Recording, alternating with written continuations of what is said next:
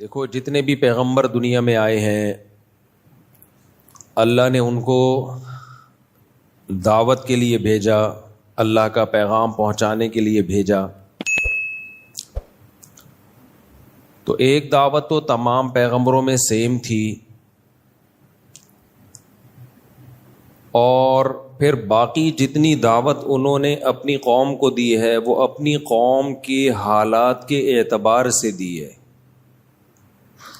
باقی دعوت میں تمام پیغمبروں کی دعوت پھر سیم نہیں تھی، ایک دعوت سیم تھی، اللہ تعبدوا الا اللہ، کہ عبادت صرف اور صرف اللہ کی ہوگی۔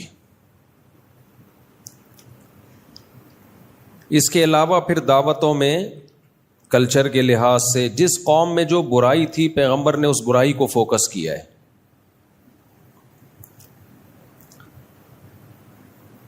اللہ تعبدوا الا اللہ، کہ عبادت صرف اور صرف اللہ کی ہوگی، یہ دعوت تو تمام پیغمبروں میں مشترک، یہ کامن مسئلہ ہے۔ شرک یہ تمام قوموں میں مشترک رہا ہے، ہمیشہ ہر قوم نے شرک کیا ہے اکثریت کے اعتبار سے۔ پہلے وہ پیغمبر جنہوں نے توحید کی دعوت دی وہ نوح علیہ الصلاۃ والسلام تھے، اس سے پہلے شرک نہیں تھا، ان سے پہلے تو ان کی قوم سے پہلے شرک نہیں، تو شرک تو اس امت میں بھی پھیل چکا ہے، اور شرک اللہ کی نظر میں کسی صورت میں بھی قابل معافی نہیں ہے۔ اچھا، شرک سے مجھے یاد آیا کہ ہمارے خلاف کچھ لوگ کہتے ہیں کہ یہ بھی تو قبر پہ گئے، یہ بھی تو کسی کے مزار پہ گئے، دوسروں کو کہتے ہیں کہ مزاروں پہ جانا حرام، اور خود امام بخاری کی قبر پہ گئے ہوئے ہیں، خود امام ترمذی کی قبر پہ گئے ہوئے ہیں، خود نبی کی قبر کی زیارت کے لیے جاتے ہیں۔ اور ایک اور اعتراض اس سے بھی زیادہ کیا جاتا ہے کہ لو بھائی مزاروں پہ جانا جائز نہیں ہے اور مندروں میں جانا جائز ہو گیا۔ تو مندروں میں جانا یا قبر پہ جانا، مندر میں عبادت کے لیے جانا ناجائز ہے بھائی، کچھ دیکھنے کے لیے جا رہا ہے کہ کیا ہو رہا ہے وہاں پہ، اور مقصد اس سے کوئی عبادت نہیں ہے، ان کو اپریشیٹ کرنا مقصد نہیں ہے، کوئی خاص حکمت پیش نظر ہے، تو پھر پوری زمین اللہ نے اہل اسلام کے لیے پیدا کی ہے بھائی، کہیں بھی جانے پر پابندی نہیں ہے۔ کوئی آدمی سینما گھر جاتا ہے یہ دیکھنے کے لیے کہ میرا بچہ فلم تو نہیں دیکھ رہا وہاں بیٹھ کے، آپ نے اس کو پکڑ لیا، لو بھائی دوسروں کو کہتے ہو سینما گھر جانا حرام ہے، اور خود کہاں گئے ہوئے تھے؟ سینما گھر۔ تو وہ کہے گا کہ بھائی میں فلم دیکھنے کے لیے گیا تھا تو حرام ہے، میں تو دیکھنے گیا تھا، میرا بچہ تو نہیں بیٹھا ہوا کہیں اندر فلم دیکھنے کے لیے۔ پھر آپ جواب میں کہیں لو بھائی بیان میں تو آپ نے نہیں کہا تھا کہ فلم دیکھنے کے لیے جانا حرام ہے، بیان میں تو آپ نے یہی کہا تھا کہ سینما گھر جانا حرام ہے۔ تو ارے بھائی بیان عقل مندوں کے سامنے ہو رہا تھا، ان کو پتا تھا کہ جب کہا جاتا ہے کہ سینما گھر جانا حرام ہے تو مطلب یہی ہوتا ہے کہ فلم دیکھنے کے لیے جانا حرام ہے۔ کوئی سموسے بیچنے کے لیے جا رہا ہو تو بھی منع تو کیا جائے گا کہیں اور جا کے بیچ لے، لیکن سموسے تو کہیں بھی بیچ سکتا ہے نا وہ۔ نبی صلی اللہ علیہ وسلم نے فرمایا کہ قرب قیامت میں ایک لشکر حملہ کرے گا بیت اللہ پر، حملے کے لیے آئے گا، کرے گا نہیں، حملے کے لیے آئے گا، حتی اذا کانوا ببیداء یخسف باولہم وآخرہم، جب وہ پڑاؤ ڈالے گا نا بیدا کے مقام پر تو اللہ پورے کے پورے لشکر کو زمین میں دھسا دے گا۔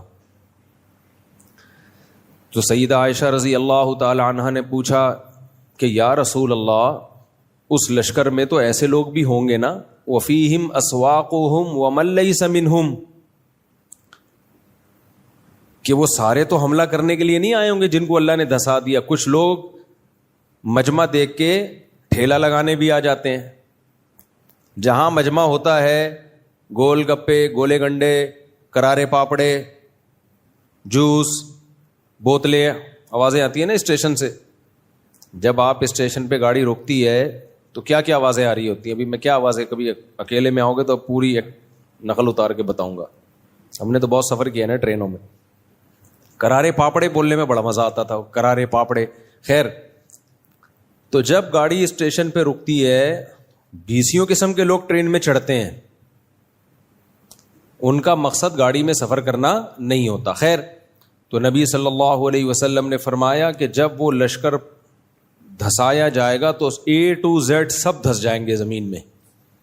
تو سیدہ عائشہ نے عرض کیا, یا رسول اللہ, یعنی حضرت عائشہ کا مقصد یہ تھا کہ جب اتنا بڑا مجمع کہیں آ کے ٹھہرتا ہے تو لوگ چیزیں بیچنے کے لیے بھی آ جاتے ہیں اور ویسے ہی دیکھنے کے لیے بھی آ جاتے ہیں کیا ہو رہا ہے یہاں پہ. تو ان کی نیت تو نہیں تھی مکہ پہ حملہ کرنے کی, یہ تو کاروبار کے لیے آ گئے. تو آپ نے فرمایا, یخسف باولہم وآخرہم ثم یبعثون علی نیاتہم. زمینی عذاب تو سب کو آئے گا, زمینی عذاب یہ نہیں دیکھتا کہ نیک کون ہے برا کون ہے, اس کی نیت کیا تھی. جب زلزلے آتے ہیں سب کو لپیٹتا ہے زلزلہ. فرمایا ہاں آخرت میں اللہ چھانٹی کر دے گا, نیت پر حساب و کتاب ہوگا, کون کس نیت سے آیا تھا, کون کس سلسلے میں آیا تھا. جو آیا تھا مکہ پہ حملہ کرنے کے سلسلے میں وہ جہنم میں, اور جو ویسے ہی آئے تھے کسی کام سے آئے تھے ان کو اللہ عذاب نہیں دے گا. تو اس سے پتہ چلتا ہے بھائی, جو بھی کہیں جاتا ہے اس سے پوچھا جائے گا. کوئی شراب خانے میں مولوی صاحب بیٹھے ہوئے ہیں, آپ نے ویڈیو وائرل کر دی, لو ہمیں شراب خانے جانے سے منع کرتے ہیں, خود کہاں بیٹھے ہوئے ہیں, شراب خانے میں. تو ان مولانا صاحب سے پوچھا جائے گا کس سلسلے میں گئے ہو. اگر وہ کہیں میں شرابیوں کو تبلیغ کے لیے گیا ہوں, پھر تو جانا واجب ہے بھائی, کیا خیال ہے. تو کہیں تبلیغ تو مسجد میں ہوتی ہے. بھائی مسجد میں تو کسی حد تک نیک لوگ آتے ہیں, اصل تو ہوتی کہاں ہے, شراب خانوں میں تو ہوتی ہے اصل تو. آپ کہہ سکتے ہیں پھر تبلیغ والے شراب خانوں میں جاتے کیوں نہیں, وہ آنے نہیں دیتے ورنہ وہ چلے جائیں. تبلیغ والوں کو تو چاہیے موقع, بھائی ہمیں کہیں بھیجو. تو شراب خانوں میں بھی جا سکتے ہیں, کہیں بھی جا سکتے ہیں. ایک تو اس لیے بھی نہیں جاتے کہ سب نے پی وی ہوتی ہے, ان کو پتہ کیا چلے گا بول کیا رہے سامنے والا. خیر, تو مکس گیدرنگ میں کوئی چلا گیا, مکس گیدرنگ میں جانا جائز نہیں ہے. کہتے ہیں نا جہاں مرد اور عورتوں کا اختلاط ہو, بلا وجہ کا اختلاط ہو, کوئی ضرورت ہو تو ایک الگ بات ہے. بلا وجہ کا اختلاط جیسے شادی بیاہوں میں ہوتا ہے, پارٹیشن آپ کر سکتے ہو, کیوں نہیں کر رہے بھائی پارٹیشن آپ. لیکن تبلیغ کے لیے کوئی, اگر علماء بیان کرتے ہیں مکس گیدرنگ میں مخلوط اجتماع میں جانا جائز نہیں ہے, اب کوئی اگر بیان کے لیے گیا ہوا ہے تو پھر تو جانا جائز کیا لازم ہے. وہ یہی تو سکھانے گیا ہے کہ یہ غلط ہے جو آپ کر رہے ہو. تو نیت پر اس کا بڑا مدار ہے. کچھ گناہ ایسے ہیں جو گناہ ہی ہیں, وہ نیت کی ٹھیک ہونے سے ٹھیک نہیں ہو جاتے. مثال کے طور پر ہو سکتا ہے ہمارا بیان سن کے کوئی کہے کہ اچھا نیت پر اعمال کا مدار ہے, سینما گھر اگر بچے کو پکڑنے کے لیے گئے ہیں تو جانا جائز ہے, نیت ٹھیک ہے نا اس میں. سموسے بیچنے کے لیے گیا ہے, فلم دیکھنے کے لیے نہیں گیا, نامناسب کام تو ہے, کہیں اور بیچ لے سموسے, لیکن اس کو پتا ہے ادھر جتنا سموسا بکے گا باہر نہیں بکے گا, تو اس کی سموسے کی آمدن کو آپ حرام نہیں کہہ سکتے. تو اب کوئی ہو سکتا ہے سن کے کہے اچھا جی نیت پر اعمال کا مدار ہے, اصل اعمال کس پر ہیں, نیت پر ہیں. تو میں بھی جو مندر گیا تھا نا, وہ عبادت کرنے کے لیے یا ان کی وہ پرساد وغیرہ کھانے کے لیے نہیں گیا تھا. نہ انہوں نے, وہ پرساد ہی بولتے ہیں نا اس کو ہندوؤں کی, نہ انہوں نے مجھے وہ کھلائی ہے. وہ جو وہاں پنڈت جی بیٹھے ہوئے تھے انہوں نے تو اکرام کیا کہ ایک انسان آیا ہے تو اکرام میں اس کو کچھ ریوڑیاں کھلا دو. تو یہ اکرام تو جائز ہے, اس کا انکار کرنا یہ پرلے درجے کی بد تہذیبی اور بد اخلاقی ہے. تو میں تو ویسے ہی کیا تھا. اور دوسری بات یہ کہ اس میں ایک بہت بڑی حکمت بھی تھی, انڈیا کو پیغام دینا, ہندوؤں کو پیغام دینا کہ تمہارے مندر ہمارے ہاں کتنے محفوظ ہیں, تو ہماری مسجدیں بھی تمہارے ہاں محفوظ ہونی چاہیے.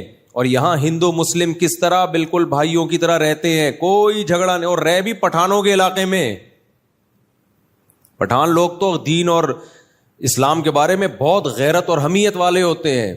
تو اتنے غیرت مند لوگوں کے درمیان تمہارا مندر محفوظ ہے,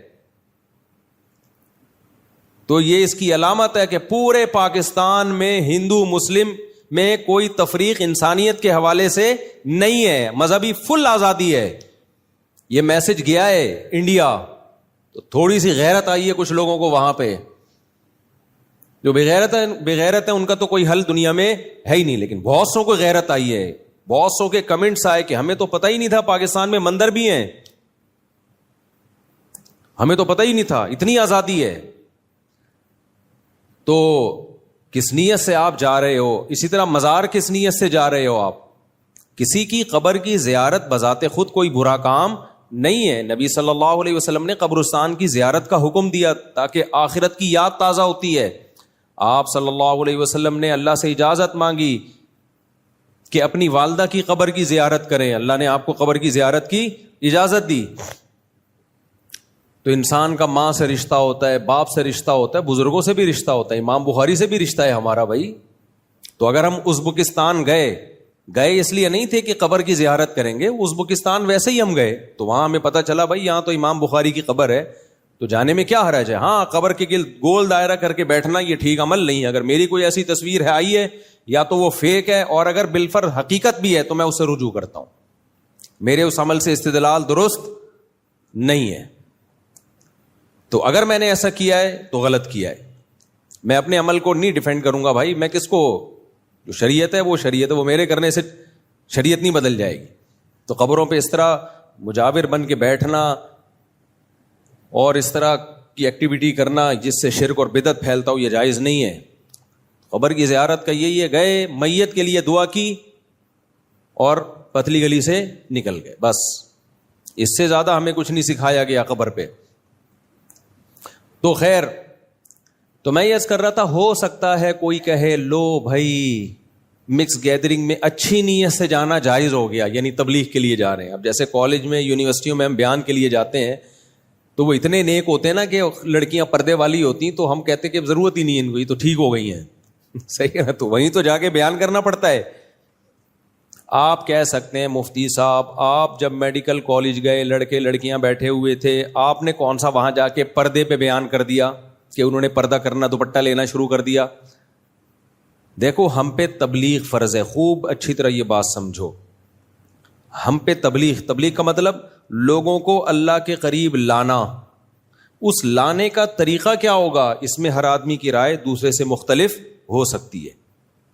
مثال کے طور پر ایک آدمی شراب پیتا ہے, آپ کا ٹارگٹ یہ ہے, ہدف یہ ہے کہ اس کو شراب چھڑوانی ہے, اور آپ شراب خانے چلے گئے اس کو سمجھانے کے لیے, اس کو بھی اور اس کے دوستوں کو بھی, لیکن آپ نے شراب پر ایک لفظ نہیں بولا, شراب پر ایک بیان نہیں کیا آپ نے. کیوں؟ آپ کو پتا ہے یہ اتنے دھتی ہو چکے ہیں کہ شراب پہ بات کروں گا یہ بات سنیں گے نہیں. تو وہاں جا کے آپ نے نماز روزے کی بات کی, اللہ کی بات کی, یہ تھوڑا سا کسی طرح قریب آ جائیں. جب قریب آئیں گے تو مسجد میں آئیں گے, بیان سنیں گے, پھر یہ ہائی ڈوز ان کو وہاں دی جائے گی. تو نیت اس کی یہی ہے. دیکھو مولانا طارق جمیل صاحب کی ملاقات ہوئی عامر خان سے, انڈیا کے ایکٹر سے, گھنٹوں ملاقات ہوئی ہے. مولانا کہتے ہیں میں نے فلمیں چھوڑنے کے حوالے سے کوئی بات نہیں کی, حالانکہ گئے اسی لیے تھے کہ بھائی برائی چھوڑنی ہے. تو برائی میں اس سے بڑی برائی کوئی ہو سکتی ہے؟ ناچ گانے اور جو کچھ فلموں میں ہوتا ہے.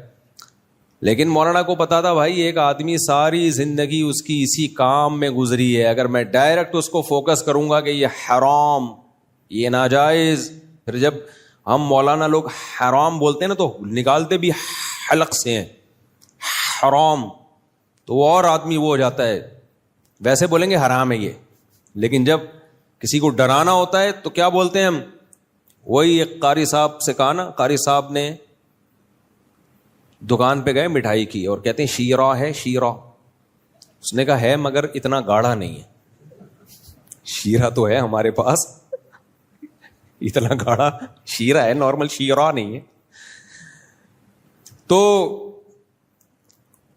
وہ حرام ایک دم اتنا گاڑھا گاڑھا لفظ نکلتا ہے, وہ ویسے ہی ڈر جاتا ہے اگلا. تو ڈرانا پولیس کا کام ہے, مولویوں کا کام نہیں ہے, مبلغین کا کام نہیں ہے. یہ کس کا کام ہے؟ پولیس کا کام. ہاں مبلغین کا کام آخرت سے ڈرانا ہے, لیکن حکمت اور مصلحت کے ساتھ. کیا حکمت کہ نبی صلی اللہ علیہ وسلم نے جب دعوت کے لیے کسی کو بھیجا ایک صحابی رسول کو, کیا فرمایا؟ بشروا ولا تعسروا, لوگوں کو خوشخبریاں سنانا, تنگی میں مت ڈالنا. ایک دم جا کے نہیں یہ بتا دینا یہ کرنا حرام, یہ کر کے جہنم, یہ کر کے جہنم, وہ ڈر جائیں گے بھائی. آرام آرام, دین پہ سودے بازی نہیں کرنی ہے, اتنا نرم نہیں بن جانا کہ حرام کو حلال کر دینا ہے. بعض مبلغ یہ بھی کر رہے ہوتے ہیں یہ ناجائز ہے. یہ نہیں ہے کہ حلال اور حرام میں جو اللہ نے ایک لمٹ رکھی ہے وہ لمٹ آپ کراس کر دیں. نا نا نا نا, کسی کو دین پہ لانے کے لیے, دل شکنی سے بچانے کے لیے اپنی دین شکنی جائز نہیں ہے. دین شکنی کا مطلب دین توڑ دینا, یہ جائز نہیں ہے. ہمارے حضرت مفتی رشید احمد صاحب رحمہ اللہ تعالیٰ کے پاس ایک شخص آیا, اس نے دعوت دی. سودی بینک میں جاب کرتے تھے, وہ ٹوٹلی حرام آمدن تھی ان کی. سودی بینک میں جاب کے بھی مختلف شعبے ہیں, کچھ شعبے جائز ہیں کچھ حرام ہیں. جیسے چوکیدار کا شعبہ ہے نا, اگرچہ وہ سودی بینک میں چوکیداری کر رہا ہے مگر وہ جائز ہے, یعنی آمدن جائز ہے. بہتر تو یہ کہ نہ کرے یہ کام. آمدن اس لیے جائز ہے کہ وہ تو صرف پیسوں کی حفاظت کر رہا ہے نا, تو بذات خود ایک جائز کام ہے. تو سود کی وجہ سے 4 آدمیوں پہ لعنت ہوتی ہے. سود لکھنے والا, سودی لین دین, سود دینے والا, لینے والا, اور اس پر گواہ بننے والا. تو مینیجر کی تنخواہ حرام ہے کیونکہ وہ سارے سودی سیٹ اپ کو کیا کر رہا ہے, ساری ٹرانزیکشن ہی اس کی نگرانی میں ہو رہی ہے. لیکن اگر سودی بینک میں کوئی شخص حرام کام نہیں کر رہا, جیسے الیکٹریشین ہے, اس کا کام ہے پنکھے لگانا, اس کا کام ہے ٹیوب لائٹیں صحیح کرنا, اس کا کام ہے سولر سسٹم کو ٹھیک رکھنا, تو یہ اس کی تنخواہ کو حرام نہیں کہتے. اس لیے میں عرض کر رہا ہوں کہ یہ جو آمدن کے حلال و حرام ہونے کا ٹاپک ہے نا, یہ اتنا ایزی نہیں ہے جتنا لوگوں نے سمجھ لیا ہے. کہ جو اسکالر اٹھتا ہے وہ فتویٰ دے رہا ہے یہ حلال ہے یہ حرام ہے, یہ پراپر ٹاپک ہے, یہ پڑھا جاتا ہے کہ آمدن کب حرام ہوتی ہے اور آمدن کب حلال ہوتی ہے. تو مفتیان کرام کا کام ہے, یہ انہی کو کرنے دیں آپ. تو خیر, تو ہمارے حضرت کے پاس کوئی شخص آیا کہ آپ کی دعوت ہے. حضرت نے فرمایا کہ نہیں میں نہیں قبول. بہت اصرار کیا. حضرت نے فرمایا بھائی آپ کی آمدنی جائز نہیں ہے. تو کسی نے کہا حضرت آپ اس کا دل ٹوٹ گیا, آپ نے دعوت ٹھکرا دی. تو حضرت نے فرمایا کسی کا دل جوڑنے کے لیے میں اپنا دین نہیں توڑ سکتا. یہ اصول یاد رکھو. آج کل بعض مبلغ کچھ ضرورت سے زیادہ نرم پڑ جاتے ہیں, یہ بھی ٹھیک نہیں ہے بھائی. نہ اتنے کڑوے بنو کہ لوگ تھوک دیں, نہ اتنے میٹھے بنو کہ لوگ نگل لیں. یہ ہمارے والد صاحب کا ملفوظ ہے, اللہ ان کی مغفرت کرے. وہ کہتے تھے اعتدال ضروری ہے. نہ اتنے کڑوے کہ ہر وقت منہ سے نفرت ہی نکلتی ہے, ڈراتے ہی رہتے ہو یہ جہنم وہ جہنم, تو بھی جہنم میں جائے گا وہ بھی جہنم میں جائے گا. لوگ بولیں بھائی یہ کوئی جنت کے لیے کوئی بچا بھی ہے. بعض اسکالرز کو سنو نا آپ تو ایسا ہی لگتا ہے, میں ان بزرگوں کے نام نہیں لوں گا, کچھ اسکالرز کو سنو ایسا لگتا ہے یہ 2-4 جنت میں جائیں گے, باقی سارے کیا ہیں, یہ بھی غلط وہ بھی غلط فلانا بھی غلط یہ بھی غلط, تو سارے ہی جہنم میں جا رہے ہیں. بھائی بچا کون ہے؟ تو اس سے لوگ دین پہ کے قریب نہیں آتے, دین سے دور ہو جاتے ہیں. اور آپ جا کے لوگوں کو ہدف, آپ کوئی بے پردہ لڑکی اگر آ جائے, عورت آ جائے, ایک دم اس کے منہ پہ کہنا کہ آپ پردہ نہیں کرتی آپ جہنم میں جاؤ گی, یہ تبلیغ کا مؤثر طریقہ نہیں ہے. دیکھو نبی صلی اللہ علیہ وسلم کے پاس ایک صحابی آئے نا, بات سے بات نکل رہی ہے کیا کروں میں, ٹاپک دماغ میں کچھ اور ہوتا ہے, چل کہیں اور پڑھتے ہیں ہم. نبی صلی اللہ علیہ وسلم کے پاس صحابی رسول آئے. وہ صحابی تھے جن کے قتل کا فیصلہ ہو چکا تھا. یہ میں اس پہ بات کر رہا ہوں کہ نہ بہت سخت ہو نہ بہت نرم, اس کی لمٹ کیا ہے یہ بتانا چاہ رہا ہوں. تو یہ گچی پکڑ کے رکھنی ہے, دائیں بائیں نہ ہو جاؤں تاکہ میں اصل کی طرف آؤں. پھر کہ نبی صلی اللہ علیہ وسلم کے پاس ایک صحابی آئے, آپ نے ان کے قتل کا فیصلہ کیا ہوا تھا کیونکہ وہ نبی کی حجو کیا کرتے تھے, مذاق اڑایا کرتے تھے شاعری میں, بہت زیادہ توہین کی تھی. کعب بن زہیر رضی اللہ عنہ بعد میں صحابی بنے وہ, اور عرب کی شاعری میں جو تمسخر اور مذاق ہوتا تھا وہ بہت سنگین نوعیت کا ہوتا تھا, معمولی نوعیت کا نہیں ہوتا تھا. بہت زیادہ تمسخر کرتے تھے نبی صلی اللہ علیہ وسلم کا. تو آپ نے حکم دیا کہ ان کو جہاں پاؤ قتل کر دو. جب مکہ فتح ہوا نا تو سب کے قتل کے آرڈر تھے، سب کی معافی کے آرڈر تھے، چند لوگوں کو آپ نے کہا تھا ان کو معاف نہیں کرنا، ان میں کعب بن زہیر بھی تھے۔ یہ بہت زیادہ شاعری میں آپ کی توہین کرتے تھے، اور توہین سے بڑھ کر ہوتی ہے تمسخر، یعنی استہزاء۔ تو اب جب یہ فرار ہوئے، مکہ فتح ہو گیا، ان کو لگا کہ بھائی اب میرے بھی قتل کے آرڈر ہیں، یہ فرار ہو گئے۔ فرار ہونے کے بعد کسی نے ان کو مشورہ دیا کہ یار چلے جاؤ، معافی مانگ لو، ہو سکتا ہے معاف کر دیا جائے۔ تو یہ آئے حضرت ابو بکر کے پاس سفارشی بن کے۔ ہمارے حضرت فرمایا کرتے تھے شکر ہے حضرت عمر کے پاس نہیں آئے۔ ٹھیک ہے، یہ کس کے پاس گئے؟ حضرت ابو بکر کے۔ ظاہر ہے وہ نرم دل تھے، نبی کے زیادہ قریب بھی سب سے کون تھے؟ ابو بکر، کہ بھائی میری سفارش کر دیں یا مجھے نبی کے پاس لے جائیں کسی طرح سے، میں اسلام قبول کرنا چاہتا ہوں۔ حضرت ابو بکر ان کو لے آئے، انہوں نے اسلام قبول کر لیا اور نبی کی خدمت میں لے جا کے بٹھا دیا۔ یہ دو زانوں بیٹھ گئے نبی صلی اللہ علیہ وسلم کی خدمت اقدس میں، اور شاعری شروع کی۔ شاعری میں ان کا ارادہ تھا جیسے میں نے زندگی بھر نبی کی حجو کی ہے نا، حجو، معاذ اللہ مذاق اڑایا ہے، آج میں نبی کی شان میں نعت کہوں گا، نبی کی شان میں آپ کی تعریف میں کلمات کہوں گا۔ کیا منظر ہوگا، نبی صلی اللہ علیہ وسلم تشریف فرمائے اور سامنے وہ شخص جس کی گردن اڑانے کے آرڈر ہیں۔ اب انہوں نے جو نبی کی شان میں تعریف شروع کی ہے، اس سے پہلے کیا کیا ہے؟ اپنی معشوقہ کے قصے شروع کر دیے انہوں نے۔ عرب کی عادت تھی جب بھی کوئی شاعری کرتے نا، تو شاعری سے پہلے جو اصل شاعری ہوتی وہ بعد میں شروع ہوتی، اس سے پہلے اپنی محبوبہ کی شان میں اور اس کی حسن و جمال کو شاعری میں بیان کرتے تھے۔ یہ عربوں کی عادت تھی۔ اسلام نے اس کلچر کو ختم کیا، اور اسلام نے کہا جب بھی کوئی بات شروع ہوگی، کوئی بھی بات ہوگی، تو سب سے پہلے اللہ کی حمد و ثنا اور پیغمبر پر درود ہوگا۔ تو یہ کلچر اسلام نے کیا کیا؟ عربوں کا چینج کیا ہے۔ تبھی ہم جب بھی بات شروع کرتے ہیں ہم کیا کہتے ہیں؟ نحمدہ ونصلی علی رسولہ الکریم، ہم کہتے ہیں نا نحمدہ، اللہ کی ہم حمد و ثنا کرتے ہیں اور نبی صلی اللہ علیہ وسلم پر درود بھیجتے ہیں، اس کے بعد اپنا مدعا ہم بیان کرتے ہیں۔ تو اسلام نے اس کلچر کو چینج کیا، لیکن یہ تو ابھی نئے نئے مسلمان ہوئے، ان کو اس کلچر کا علم نہیں ہے۔ انہوں نے عرب کے سابق کلچر ہی کو کوئی فالو کیا کہ پہلے اپنی محبوبہ کی تعریفیں، اس کے بعد پھر میں اصل مدعا پہ آؤں گا۔ آپ سید الانبیاء صلی اللہ علیہ وسلم کا ظرف دیکھیں۔ پہلے میں وہ تھوڑی سی شاعری سنا دوں کہ اپنی محبوبہ کی حسن و جمال اور اس کے نزاکت کو، حسن و جمال تو نہیں لیکن اس کی نخروں کو کیسے بیان کیا۔ کیا کہتے ہیں؟ بانت سعاد فقلب اليوم مبتول متیم اثرها لم یفد مقبول، کہ سعادہ میری محبوبہ مارکیٹ سے شارٹ ہو گئی۔ بانت کا مطلب جدا ہو گئی مجھ سے، اس کا اردو میں یہی ترجمہ بنتا ہے، ہماری نارتھ کراچی کی اردو میں ترجمہ اس کا یہی بنتا ہے کہ مارکیٹ سے میری محبوبہ، اس کا نام بھی لے رہے ہیں سعادہ جو تھی میری محبوبہ مارکیٹ سے شارٹ۔ فقلب الیوم مبتول، میرا دل آج کے دن ٹکڑے ٹکڑے ہو چکا ہے۔ جب مجھے پتا چلا نا، بیل بجائی، اب یہ ہماری اپنی بھی تو تشریح ہوتی ہے نا یار، گئے بیل بجائی، بھائی سعادہ ہے، اندر سے آواز آئی، اس کے ابا نے اس کو مارکیٹ سے کیا کر دیا؟ یہاں سے موو کر دیا۔ اتنا پہلے ہمت ہوتی نہیں تھی کسی کی کہ محبوبہ کے گھر جا کے بیل بجائے ہو۔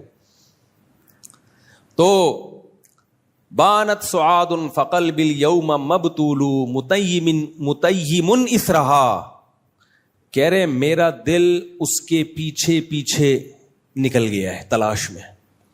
لم یفدا، اور عجیب بات یہ ہے کہ دل سینے سے نکل کے محبوبہ کی تلاش میں گیا اور اس کے بدلے میں کوئی آلٹرنیٹ دل بھی سینے میں نہیں لگا، تو وداؤٹ دل میں جی رہا ہوں۔ شاعری ہے یا نہیں ہے؟ دیکھو انگلش میں ایسی شاعری نہیں ملے گی تمہیں، یہ عربی اردو فارسی ہی ہے جس میں ادب ہے۔ خیر اب میں شاعری کے فضائل پر نہیں آؤں گا، میں اپنا مدعا تو وہ کہہ رہے ہیں کہ سعادہ مارکیٹ سے شارٹ ہوئی اور میرا دل ٹکڑے ٹکڑے اس کی یاد میں اس کے پیچھے پیچھے تلاش کرنے کے لیے گیا ہوا ہے, اور اس کے بدلے میں کوئی دوسرا دل بھی سینے میں ہے ہی نہیں, ابھی بغیر دل کے میں گھوم رہا ہوں. بھائی دل کہاں ہے یار, وہ سعادہ کے پیچھے گیا ہوا ہے. تو ایسے بڑی تعریف کی اپنی محبوبہ کی, یہ کس کی خدمت میں بیٹھے ہیں؟ سید الانبیاء کا ظرف ہے نا, کہ نہیں بھائی ابھی نیا نیا آیا ہے, ٹھیک ہے نا, ابھی نیا نیا آیا, اسلامی آداب سیکھ لے گا اسلامی آداب. ایک دم سے نہیں کہ تو میرے سامنے کیا محبوبہ کے قصے لے کے بیٹھ گیا ہے, نا ابھی آنے دو بھائی, ابھی نیا نیا آیا ہے. جب یہاں رہے گا تو سیکھ جائے گا کہ پیغمبر کے سامنے جب پیغمبر کی شان بیان کی جاتی ہے یا کوئی بھی بات, تو پہلے اللہ کی حمد و ثنا ہوتی ہے, محبوباؤں کے قصے نہیں چھیڑے جاتے. یہ ادب کے خلاف ہے. صحابہ بھی بیٹھے ہوئے ہیں, انہوں نے بھی نہیں فوراً پکڑا کہ بھئی کیا یہ شاعری کر رہے ہو, نا. آج تحمل مارکیٹ سے کیا ہو گیا ہے, بولو شارٹ. برداشت کیا ہو گئی ہے, شارٹ. اس لیے لوگ جو مذہبی اسکالرز ہیں نا, ان سے ان کے قریب آنے کے بجائے ان سے ڈر رہے ہیں. ایسا نہ ہو جیسے کوئی بھینسا وہ ہوتا ہے نا کٹا, جب بڑا ہو جاتا ہے اس کو کیا بولتے ہیں, جو سر پہ جس کے سینگ بھی ہوتے ہیں. بہرحال ایک ہوتا تھا پہلے بچپن میں نظر آتا تھا, آج کل وہ بھی لگ رہا ہے مارکیٹ سے شارٹ ہو گیا. تو وہ گھوم رہا ہوتا تھا بس سر یوں کر کے کہ دیکھوں کوئی ملے کہ اس کو میں ٹکر ماروں. یوٹیوب پہ آتے ہیں نا آج کل, یوٹیوب پہ دیکھا ہوگا آپ نے, بس اس کا کام ہی 24 گھنٹے یہ ہے کہ کوئی ملے جس کو میں نے کیا کرنا ہے, ٹکر مارنا ہے. تو کچھ اسکالر ایسے ہیں جو چاہ رہے ہیں کہ کوئی نئی چیز سامنے آئے اور ہمیں ٹکر مارنے کا موقع ملے.